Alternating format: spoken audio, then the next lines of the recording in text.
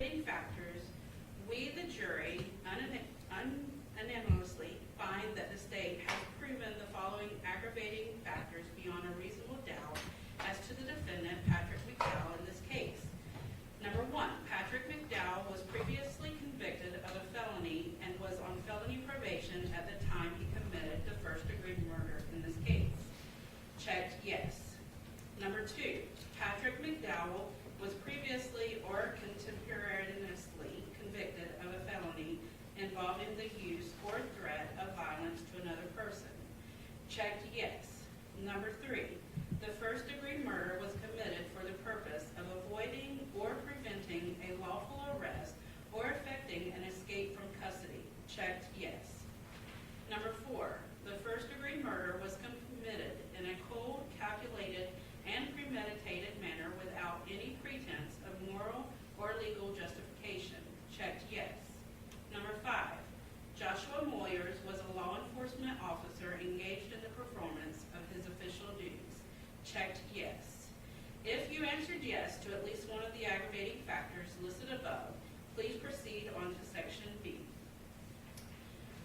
B, weighing process. Having unanimously found that at least one aggravating factor has been established beyond a reasonable doubt in section A above, and having conducted the weighing process as instructed, which requires determining whether sufficient aggravating factors exist and whether those aggravating factors outweigh the mitigating circumstances before making an individual decision as to the sentence, we, the jury, by the indicated vote and number, find that the defendant, Patrick McDowell, should be sentenced as follows. Indicate the number of jurors for life imprisonment without the possibility of parole. 1. Indicate the number of jurors for death. 11. We, the jury, understand that if there are 8 or more votes for death, then the jury's recommendation is for a sentence of death, and if there are fewer than 8 votes for death, then the jury's recommendation is for a sentence of life without the possibility of parole. So we say this 25th day of April 2024, for person number 58. Thank you, Madam Clerk. By this, I'd like the jury to be polled. We would, Your Honor.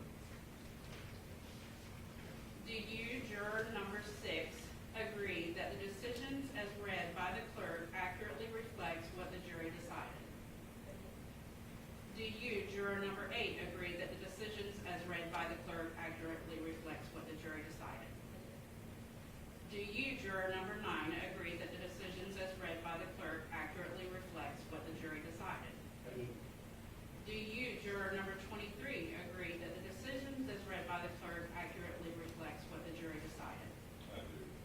Do you, juror number 30, agree that the decisions as read by the clerk accurately reflects what the jury decided? Do you, juror number 44, agree that the decisions as read by the clerk accurately reflects what the jury decided? Do you, juror number 49, agree that the decisions as read by the clerk accurately reflects what the jury decided? Do you, juror number 58, agree that the decisions as read by the clerk accurately reflects what the jury decided? I do. Do you, juror number 63, agree that the decisions as read by the clerk accurately reflects what the jury decided? I do. Do you, juror number 73, agree that the decisions as read by the clerk accurately reflects what the jury decided? I do. Do you, juror number 79, agree that the decisions as read by the clerk accurately reflects what the jury decided? I do.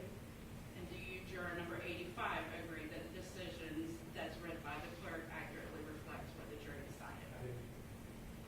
Again, thank you, Madam Clerk. Ladies and gentlemen, I wish to thank you for your time and consideration of this case. I also wish to advise you of some very special privileges enjoyed by jurors. No juror can ever be required to talk about the discussions that occurred in the jury room except by court order. For many centuries, our society has relied upon juries for consideration of difficult cases. We have recognized for hundreds of years that a jury's deliberations, discussions, and votes should remain their private affair as long as they wish it.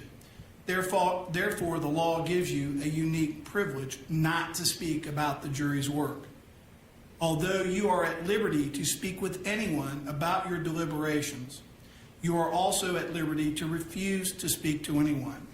A request to discuss either your verdict or your deliberations may come from those who are simply curious, from those who might seek to find fault with you, from the media, from the attorneys, or elsewhere. It will be up to you to decide whether to preserve your privacy as a juror.